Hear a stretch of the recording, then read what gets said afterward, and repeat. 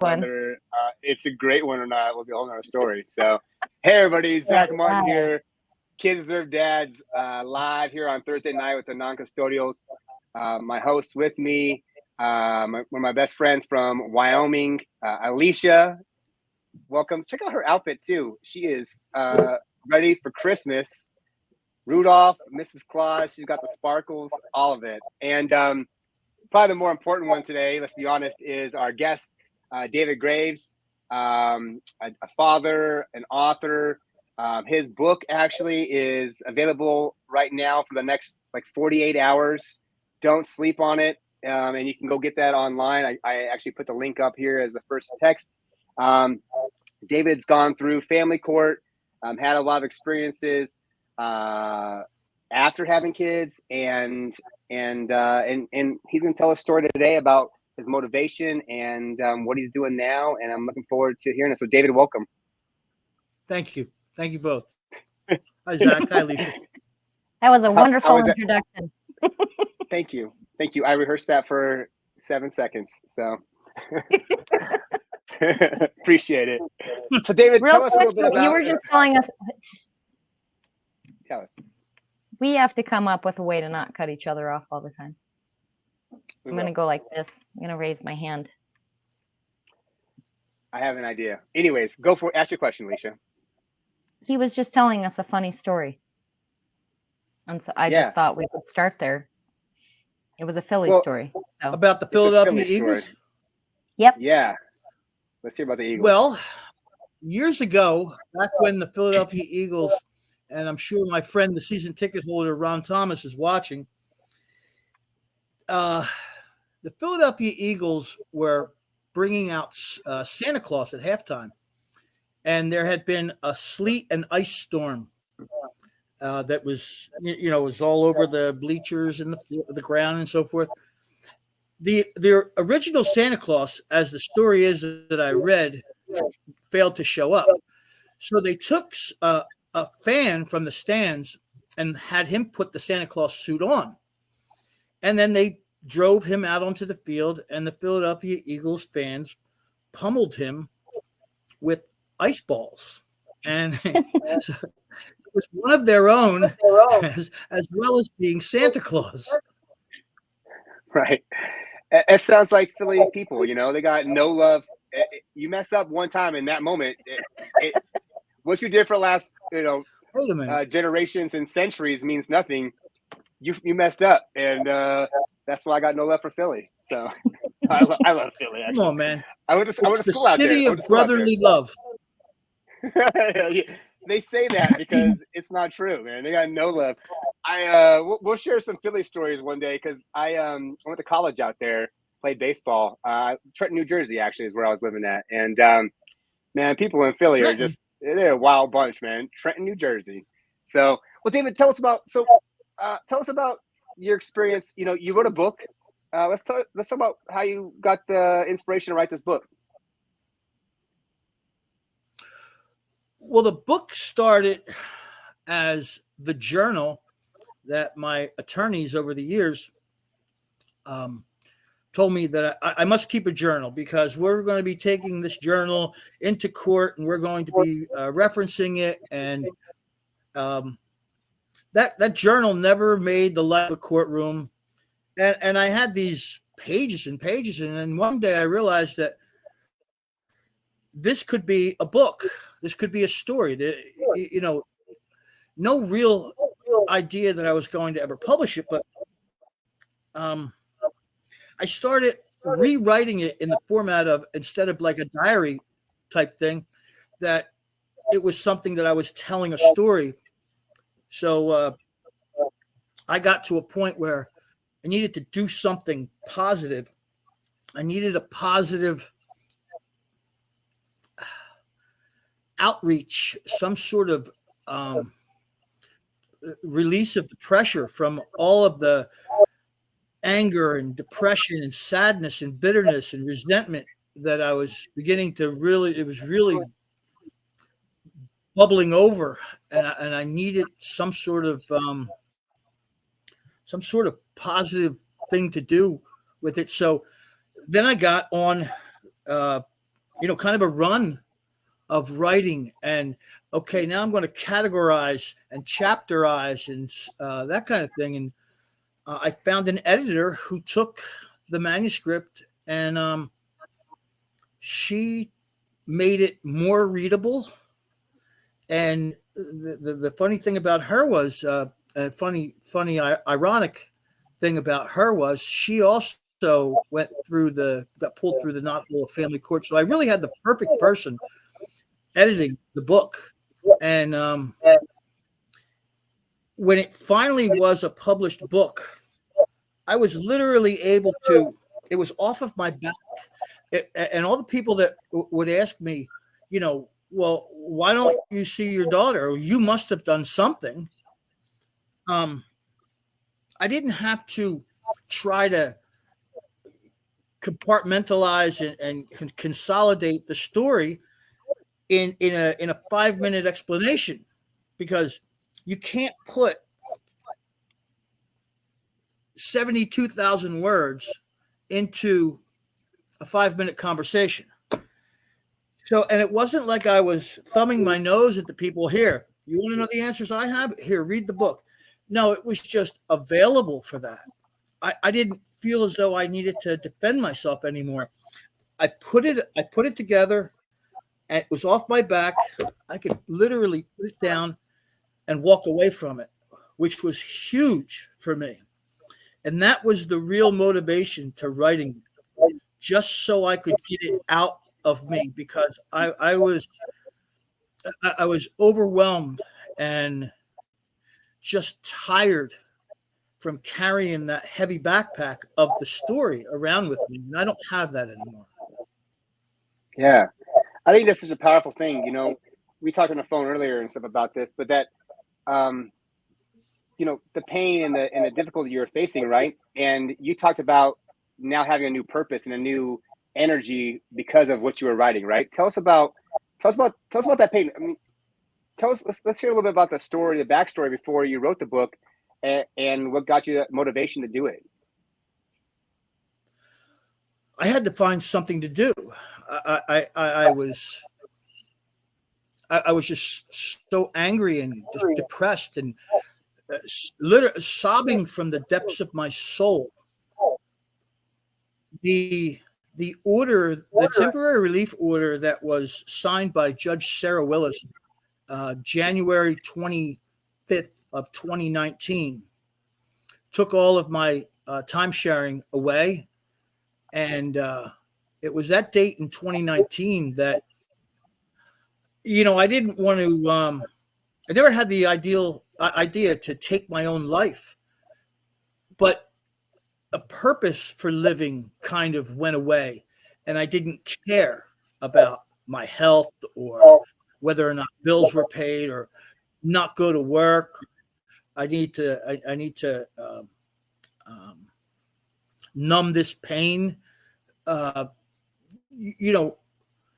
are always choices. We always have choices, and sometimes you don't make good ones. And there was a time there where, because I didn't care about much of anything as far as my own well-being, I really was lost in comfort food and numbing the pain with substances.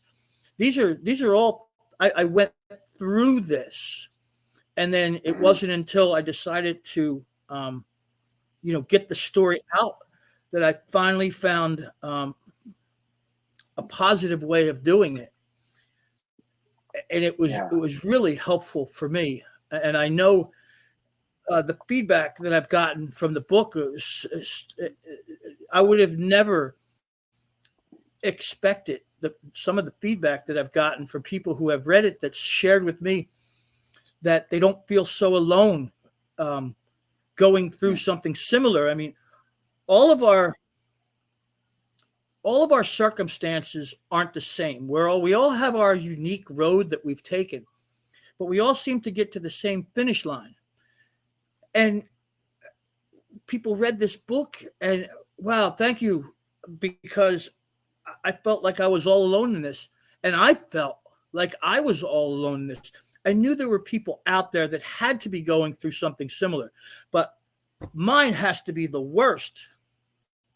And then I started meeting people. My first Christmas without my daughter, which would have been December of 2019. This is a great story. I love telling this story. You guys know Brian Lee, right? Yeah, love Brian. Brian Lee. Brian Lee. Yep. I was home. It was Christmas Day, and my laptop was on in what used to be my daughter's bedroom.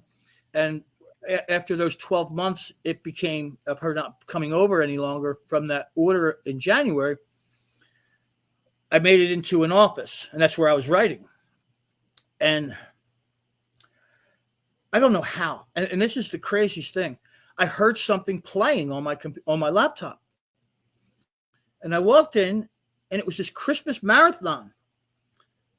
And I sat there, and I said, oh, my gosh, this is just what I needed, because it was Christmas Day. I didn't have my daughter, didn't put the tree up, there was no point. I wasn't going to torture myself any more than I already was.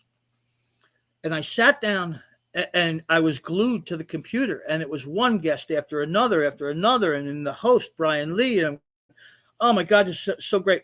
My internet went out.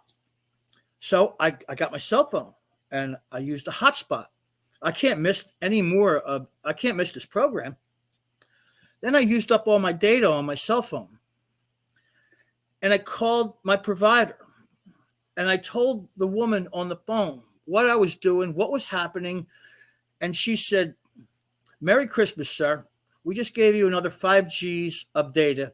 Enjoy the rest of your Christmas. And that's how I watched the first Christmas marathon that I saw with Brian Lee hosting. I mean, it really was a great turnaround to the day. And ever since then, I haven't missed a Christmas marathon, and I've appeared on all of them since then.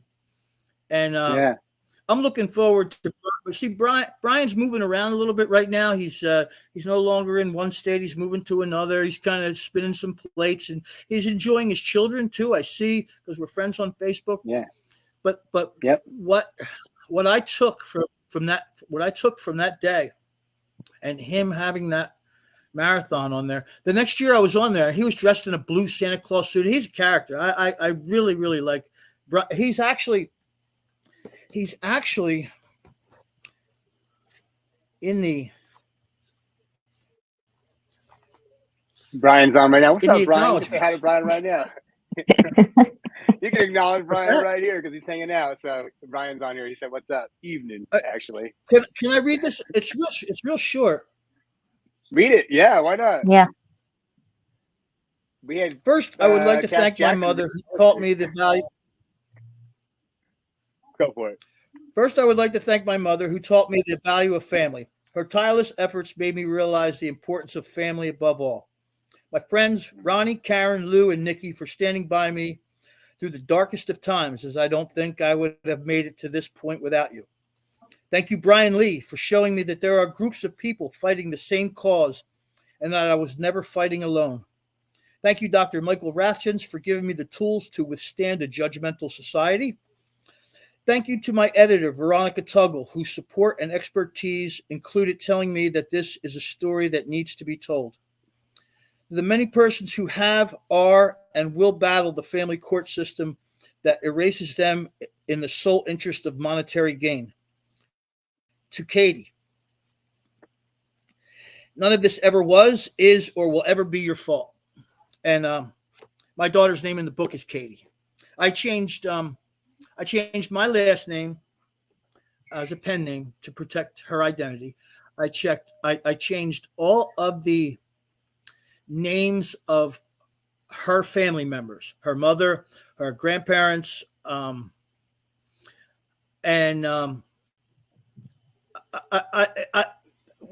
how would I love to see my name, real name, printed on the book? Of course. Why wouldn't I? But you know what? It's more important that I got the story out for me. I got it off my back. And, being in high school, as she was at the time of the publishing of that book, kids can be cruel, and I didn't want that for her, and I stand by that. People, oh, that's not your name.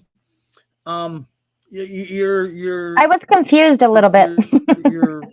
you're this, and I've even been on podcasts.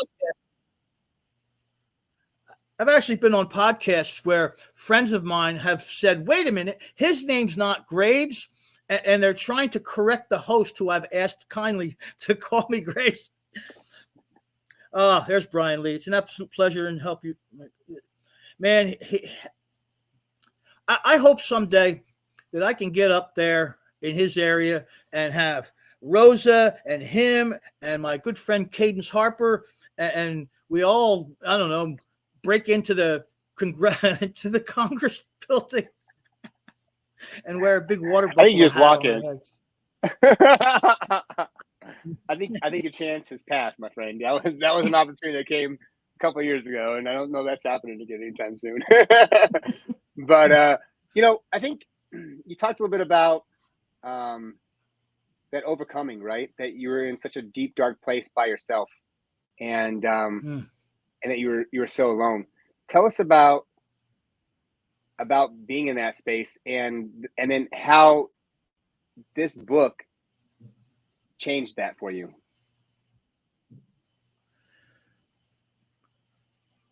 Sobbing from the depths of one's soul daily really is exhausting.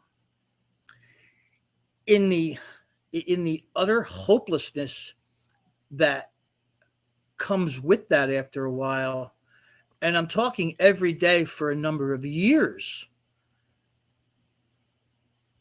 it affected my personal life, my professional life, my eating, my sleeping, social skills. I'm very much an extrovert. I didn't want to go anywhere except to find something to distract me, which you take COVID, which was going on at the very end of my bad decision making. Honestly, here's the truth. I checked myself into a place to get help. And when I came out, it was full-blown COVID, and nothing was open. Nothing was open. The only thing that was open were places where you could purchase things that weren't good for you. So that was kind of hard to get through that, but I did. And, I mustered through finishing up the book, and that was really what I hung my hat on, was getting back into the book. I learned something about addiction in all of this too, that I thought, just by hearing somebody talk, I understand that. No. It's not hearing somebody. It's like being involved in the family court. You don't know what it's like until you experience it. You could listen to it all you want from friends and family members and so forth, and that's terrible and what a horrible place to be. But until you experience it yourself and what it's like to get pulled through that knothole, you just can't know. And in one chapter, go ahead. I was gonna ask you a question. I was gonna make a comment about it, but it's so true. I had friends that went through the experience, right? Like I was 37 when I had my son. I had dozens of friends who got divorced, got separated.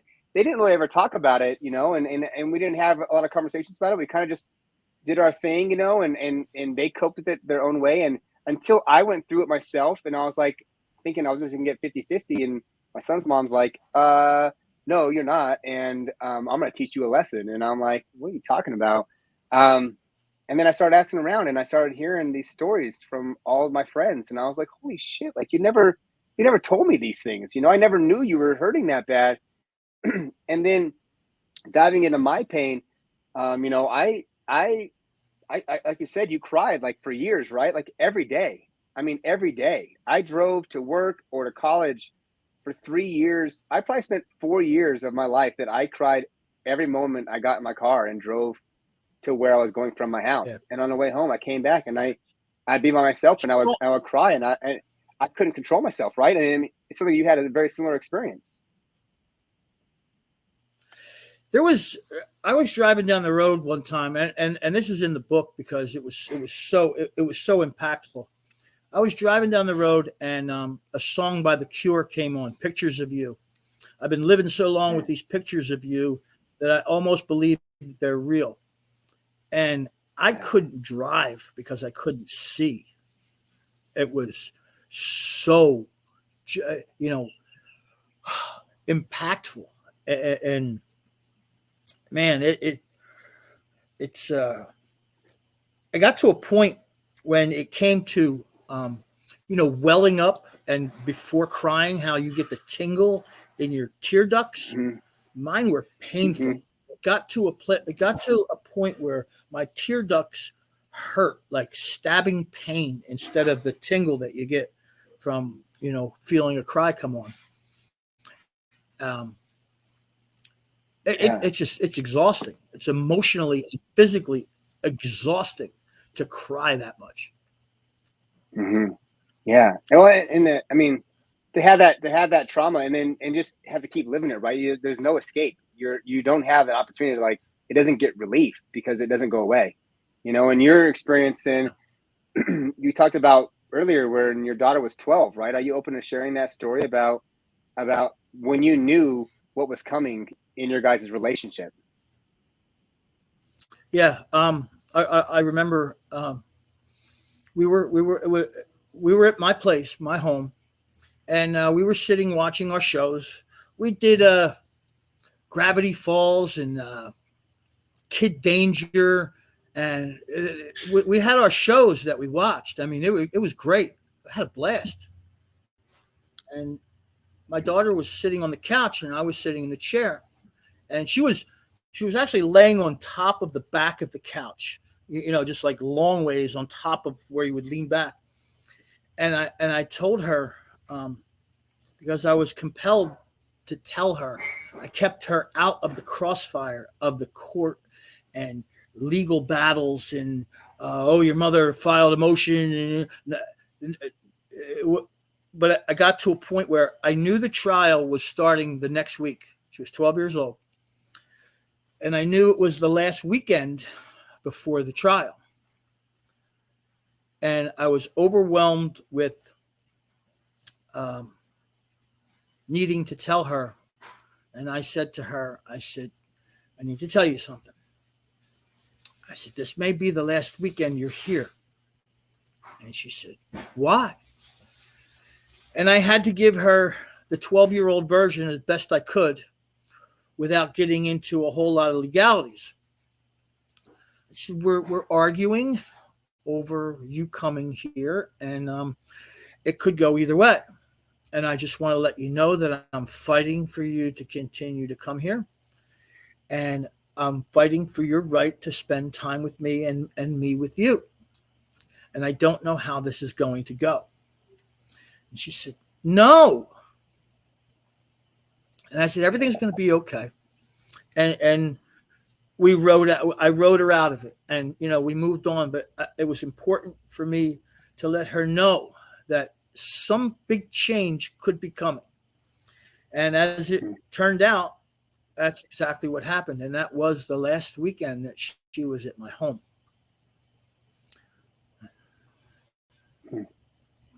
And so court happened, and they took parenting time from you immediately? Well, here's it's in the book. This is great. I hired Christopher Jetty as my attorney, and my mom had passed away recently, and there was enough money to keep it going. So I gave Christopher Jetty the money I had, which was around $20,000.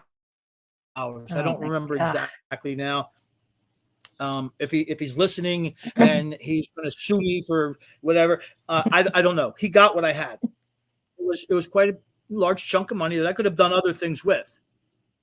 We did not get together one time to go over questions or anything. We went to court that week in January. It was supposed to be 3 days. And he told me, he goes, well, Sarah Willis and I sit together in church. So I think I can get a continuance. And I said, okay, well, hopefully, because we canceled all of our witnesses. I had to subpoena those witnesses at $30 a pop, and there were like 20 of them. And we got to court, and his request for a continuance was denied. And what Sarah Willis then said, Christopher Jetty's church buddy, said, well, what we'll have is a temporary relief hearing. So we went forward with this temporary relief hearing. We had no questions prepared. We had no witnesses scheduled. The other side was ready to go. It was their petition for modification to take away my parental rights. And Chris Jetty leans down to me and puts a legal pad in front of me and says, jot down some questions real fast. What I should have done at that moment was stand up, ask to address the court, and fire Chris Jetty right in open court. That is exactly what I should have done, and that is my second biggest regret in all of this 16-year litigation, was not firing him and embarrassing him on the record in front of his church buddy judge and opposing counsel. That's exactly what I should have done. I still would have had my daughter for, and by the time they schedule 3 more days for a trial, it's another 6-8 months later. I missed my opportunity. Right. Well, in a moment, right? Like who has that wherewithal and that thought, right? I mean, I wish I did. I wish I thought of it at the time, because if I had it to do over again, I would have fired him right on the spot. And the year 2024, my daughter turns 18. The year 2024 is the year for civil suits. I have to talk to some people. I need a little help. I know I'll do better in civil court than I do in family civil court. It's like jumbo shrimp, family civil. Anyway, I'm going after some entities and some people. I'm going to sue my ex-wife for false police reports. I'm going to sue the Legal Aid Society of Palm Beach County. They were ordered to appoint an attorney ad litem for my daughter, and 2 years later, they decided to cite that there was some sort of conflict of interest, which I have no idea what it is, but they were ordered by the judge, and they are in contempt of court. And there's one more that I'm really looking forward to, that this is going to blow the lid off this thing, is the Toby Center. The Toby Center. Mark Roseman's abomination of, there are some people who are trying to help in this crusade of ours to get 50-50 custody. I really think that in my opinion, is going the state level is not the way to go, but that's not where I'm going with this. We're talking about the Toby Center. Here's this guy, Mark Roseman, who is in Florida, mind you. You guys are in Wyoming, but I understand you have a little knowledge of Mr. Rose, or Dr. Roseman, as he's. Well, I know he was a doctor of music, but I see now that he's got a PhD in something that's relevant to this. I don't really know where that came from. I'd like to see that too. But the Toby Center was named as the supervisor of visitation in my case. They are a contracted entity for the 15th Circuit Court of Palm Beach County. So at first, this gal Claire, Mark Roseman's Igor, who I'll now refer to as E. Claire. So E. Claire gave me these prices, and she had this intake paperwork that had to be filled out by both myself and my ex-wife. So I told Eclair that my ex-wife is not going to fill this out. She doesn't follow court orders. What are we going to do? Well, a year goes by. Finally, we got this Judge Karen Sipperstein. That's another story in itself, but Judge Sipperstein wanted to know the status of the Toby Center, and everybody was going to have this paperwork done or else. So everybody got their paperwork in. The Toby Center wanted $95 times 2, which is all being paid by me, my intake and my ex-wife's intake money. And fast forward to the last hearing we had, which I had a court reporter there because you get a lot different results in court and attitudes when you have a court reporter sitting there. So Judge Sipperstein asked me, what's up with the Toby Center? I said, well, the Toby Center is charging me so much money, and because you unilaterally changed it to reunification time sharing, that now it's a whole nother level of cost. And Judge Sipperstein says, well, let's call Claire now. Anybody have her number? My ex-wife, I got her number. So the judge calls Eclair from the bench and has her on speaker.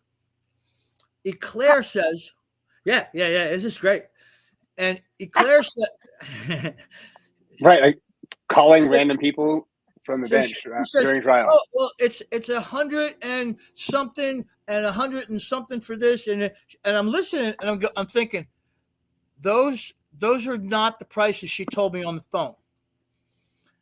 And I'm sitting there, and the judge is giving me dirty looks, and I'm going like this, like. She gets off the phone. She goes, okay, thank you, Claire. You have all the paperwork you need, right? You have all the money. Everything's ready to go, right?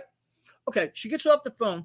Now, if all the money was there and all the paperwork is done, and the only thing I have to do is pick up the phone and talk to the Toby Center, and I can have an appointment, and I could maybe see my daughter, even if it's around, Sigmund Freud and his team of peeps, right?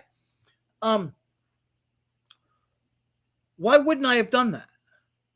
So the next day, I called Claire, and I said, okay, Claire, I want to have an appointment, first available. You have all the paperwork, right? And you have my money. Just give me an appointment. I'm ready when you are. I'll make myself available for the next available appointment. She said, well, the judge really caught me off guard yesterday. She says, I can't find the intake paperwork, and I don't see your money.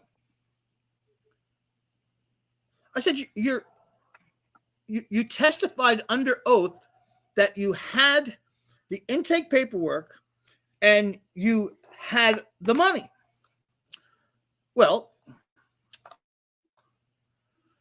I went and then I emailed Mark Roseman, and I said, Claire doesn't seem to have it together. I mean, and then he replied to me in an email and copied Claire, and Claire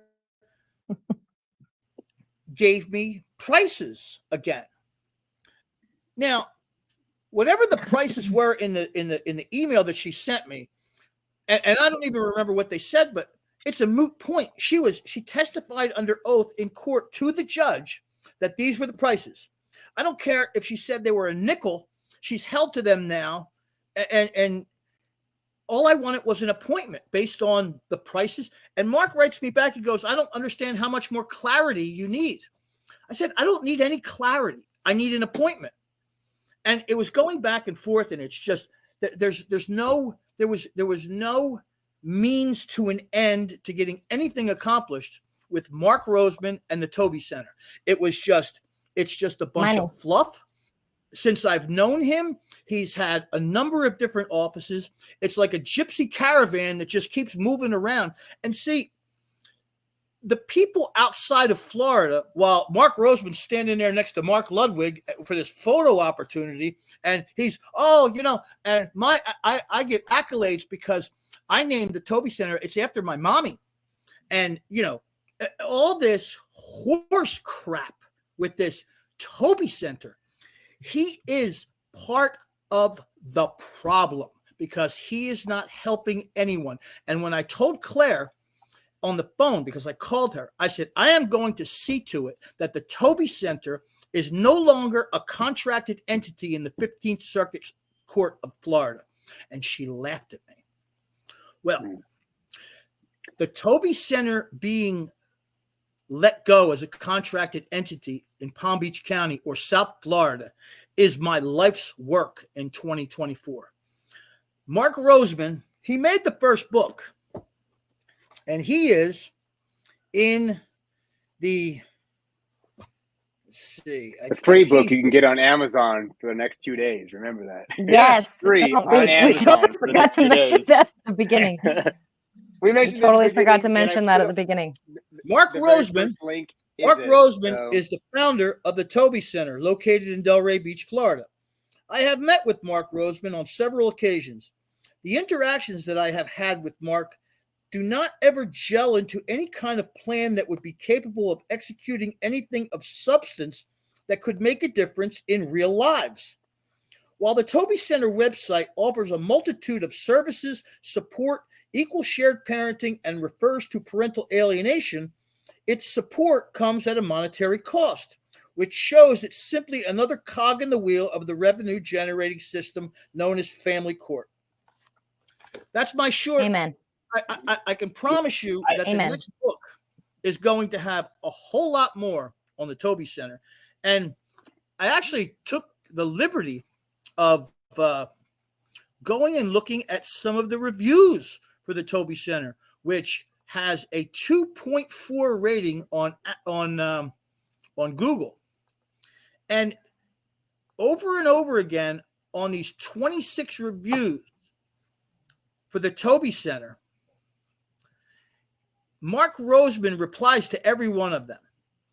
And this repeats itself over and over. Here's Mrs. Pittman. This center is without a doubt the most unprofessional and least trustworthy center. The lack of professionalism is bottom line concerning and unethical. I would encourage impacted parents to initiate a formal investigation against this center that, in my opinion, does not have the welfare of its children as a priority. It seems to be motivated by other interests. Now, here's Mark's response as he said, "Hello, Mrs. Pittman. Pardon me, but we have no record of receiving your service of your receiving service with the Toby Center. Would you please identify yourself? Your comments are so sad and troubling. If you have a grievance and wish to identify yourself, please reach out to me, Dr. Mark Roseman."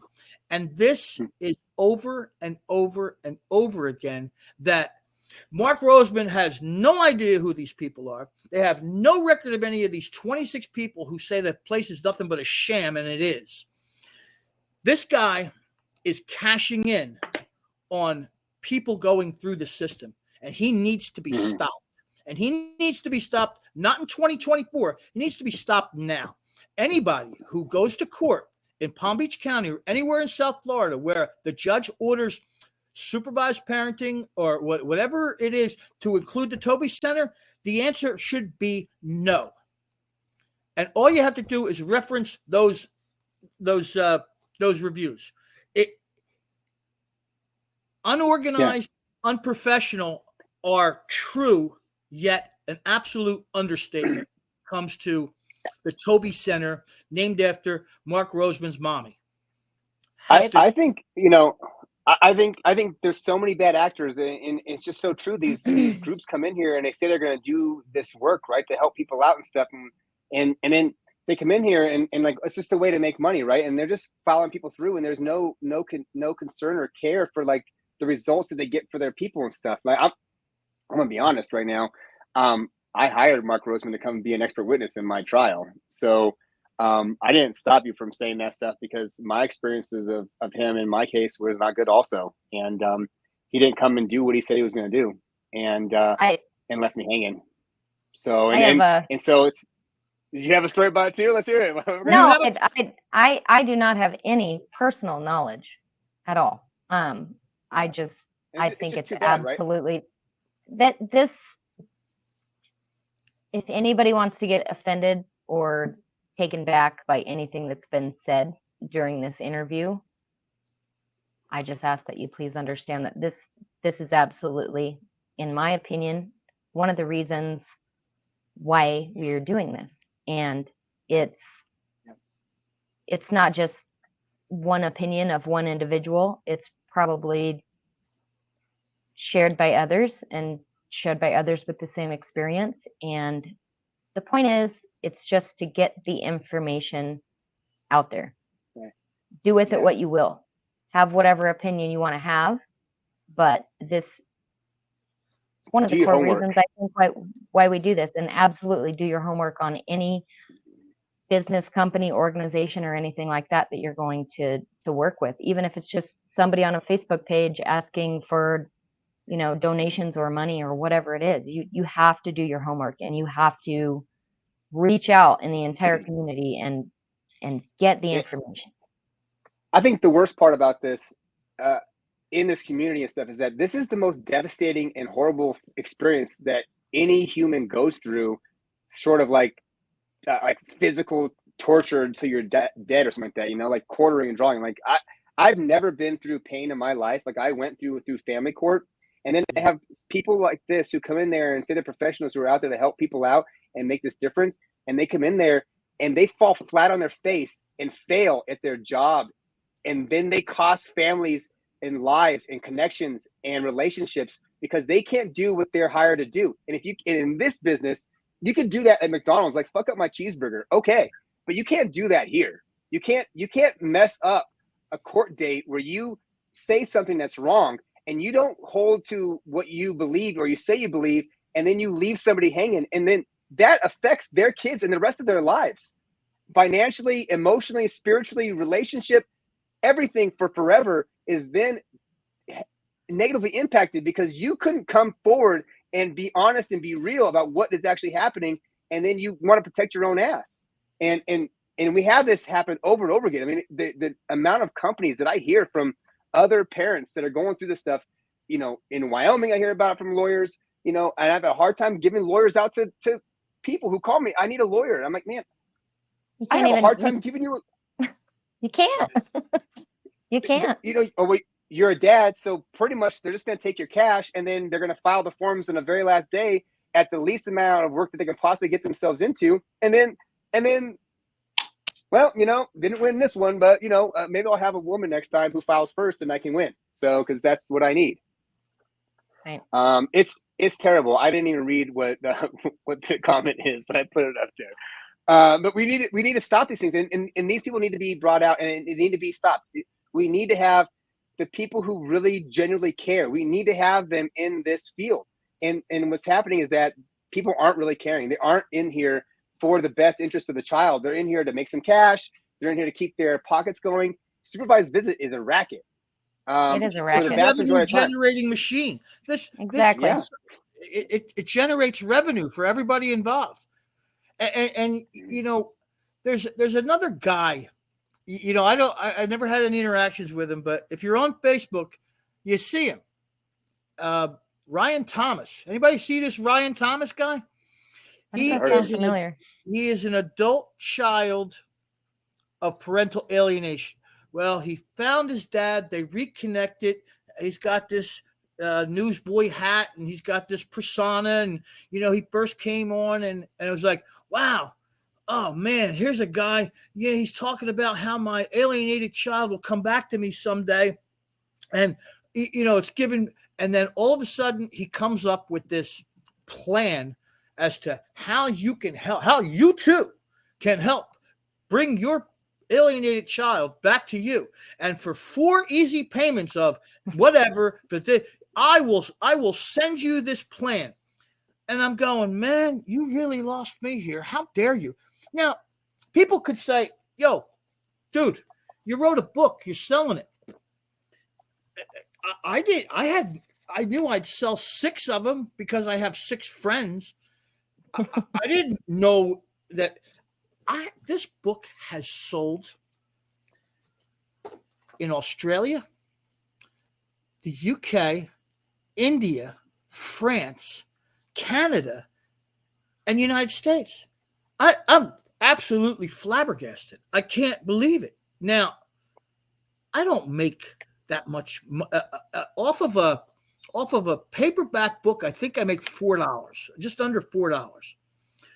Editing with Veronica was $6,000. You know how many times I got to times $4 to make $6,000? I think like 100 or something. A lot. I would say if my son would say 100. My son would say 100 too. It's never going to. I can tell you that all the proceeds to this book are going to go to you. But by the time the proceeds come around, we're giving away free books. You know how much revenue that generates for me? 0. But that's not the point. Let's see how many books. What's that? Just getting it out there, right? The point is, getting it out there. There's people within our community that take advantage of others, and it's wrong. Yeah. And we all need to communicate about these people. And we're adults. We can make our decisions by ourselves. If you want to work with somebody, if you don't, either way. But there's absolutely nothing wrong with sharing your experience. That's all I did with anybody that you've ever worked with. That's all I did was. I wasn't even really sharing it. I was actually just getting it off my back, and it ended up turning into something that I felt like I was giving back after taking from the whole Brian Lee scenario and the Christmas marathon. I didn't set out to feel that way, but it started to feel that way. Like I actually gave something back. I can't cash in on that. And the funny thing is, my ex-wife's attorney, he subpoenaed Amazon and Barnes and Noble and this publishing company in Oregon who uses the name of the publishing company is Whirlwind Publishing. I made that up. I for $125 I started my own publishing company, and this guy's looking across the nation for Whirlwind Publishing, and he finds his husband and wife operation in Oregon. Can you imagine? And they published 1 book. Can you imagine? They're sitting home and they get this subpoena from this attorney in Florida. They go, hey, Jan, come here. You're not going to believe this. Got some lawyer in Florida wants to know what we know about this book. I mean, my ex-wife's attorney's looking for J.K. Rowling's money. Aren't we all? You can start a publishing company for $127. I didn't know that. What's that? You can do that for $100, pretty much. Yeah. Wow. An LLC in Florida is $125. This is. I'm in South Dakota. It's way cheaper. I have a bank account with this LLC. I thought the tornado was kind of fitting for the book. Yeah, Whirlwind Publishing. I mean, it sounds. If you wrote some of the things that you talked about today in that book, then and I know you did, and more, it's a whirlwind. They are fit to be tied over that book. Yeah. Because I name all the judges, I name all the lawyers, I name all the therapists. The only names I changed were my daughters and her family, including me. Are you afraid? Were you ever afraid of like a defamation lawsuit or anything like that? I called 2 attorneys. And that's a great question, because the one said, you could take out a general liability policy, but here's the thing. You have to make sure that the content of the book is true. If it's not true, they can come after you. Now, there's nothing in that book that I cite that can't be backed up with orders or witnesses or text messages or emails or whatever. And he said you could take out a general liability policy. And then I talked to another attorney because I wanted to get two opinions. The guy says, "Do you own your own home?" I said, "No." He says, "Do you own a summer home?" "No." "Do you own your car?" "No." He said, "Fuck them." Right. What are you gonna take? Yeah, right. You already took everything valuable to me. And I said, "That's good enough for me." So I got off the phone with him, and from those two attorneys, and when the editor was going through it, there were a couple things I wanted her to be cognizant of, and one was that what I was saying wasn't an opinion, and if it was an opinion, to say that it's in my opinion, I think that this, because then it's not true. It's just my opinion. And the other thing was, it was very important for the editor to, because when I was writing, emotions were coming out, and I'd get on a roll and I'd say some horrible things about my ex-wife. I said, this book is not about throwing my ex-wife under the bus. It's very important that this book stay on the point of what the court enabled to happen. I want the court held accountable. Now, obviously, some of the things, like in chapter 13, where it's the title of the book, title of the chapter is "Best Interest of the Child" with a question mark. That it's it was very important for her to keep the story on point. And there were a couple things where I let it get away from me, and I said some bad things about my ex-wife. And she brought them to my attention and says, "We're taking this out." And then there was one that I didn't want to take out. And she said, "David, there will be no slut slamming in this book." So, wow. So I said, "Okay." So she took it out. But she was a real character too. "There will be no slut slamming in this book." Wow. All right. She was awesome. She was awesome for me in working on this project, and that's how I kept it. But I knew before I published it, and I knew that I was going to publish it, that there was going to be blowback from this book. The courts, they're going to be mad, and they are. They are fit to be tied. This Judge Karen Sipperstein, she walks in. See, I put a copy of it in all their mailboxes at the courthouse. I left a copy for all of them that were involved. I left a copy in their mailbox, and I personalized them. I signed them, and Judge Sipperstein brings the book into court with her every hearing, but she refuses to read it. She said she's not reading the book. And I said, "Why?" She says, "I'll read it when after your daughter turns 18. Well, a lot of good it's going to do then. But she brings the book in. And I said, "Well, why do you bring the book into court every time?" She says, "Oh, it's just because it's in your paperwork." That's not why she brings it in. She brings it in. She thinks she's needling me. She's not needling me. I'll tell you who she's needling. Herself. My ex-wife. Well, that's you. Good grief. Well, I'm going to tell you how much my ex-wife hates this book.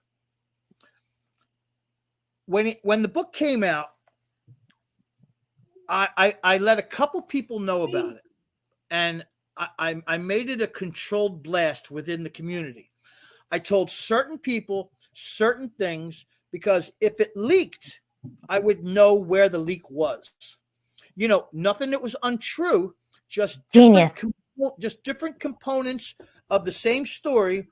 And when and if it got back to me, I knew exactly where it came from, and it worked. I knew exactly where the story came from. It came from the soccer team manager, Ann. I knew exactly where it came from. So this one mother, soccer mom, she was asking me questions about the book. And I said, "Well, I have a copy in my car. Do you want a copy?" And she said, "Yeah." So she followed me to her car, took to my car, and I went and got the book, and I took the pen out. Out of nowhere, okay, and I mean out of nowhere, my ex-wife came running, grabbed the book out of her hand, and kept running. And as she's running, she's skipping sideways and yelling at me, going, "You stay away from me! You stay away from me!" I look over, and there's my daughter. Can't make that up, man. No, there's my daughter with her phone, video recording the whole thing. I would. Who are you going to show that to? The grandkids? Who? And what? Oh my God. Okay, so it's literally theft. It's a crime. My ex-wife is running around committing crimes, stealing this book out of the hands of people. That's how much she hates this book. And again, I was very kind to her. I don't think that I really threw her under the bus at all here with this. But that's not going to be the case in the next book, which is going to be titled, "You Really Must Have Done Something." The final year. I can't wait for this one to drop. When are you dropping this classic? Is it coming out in I've already started, and I know how I'm starting the book. I'm starting the book because I did a little research on how you start a sequel book.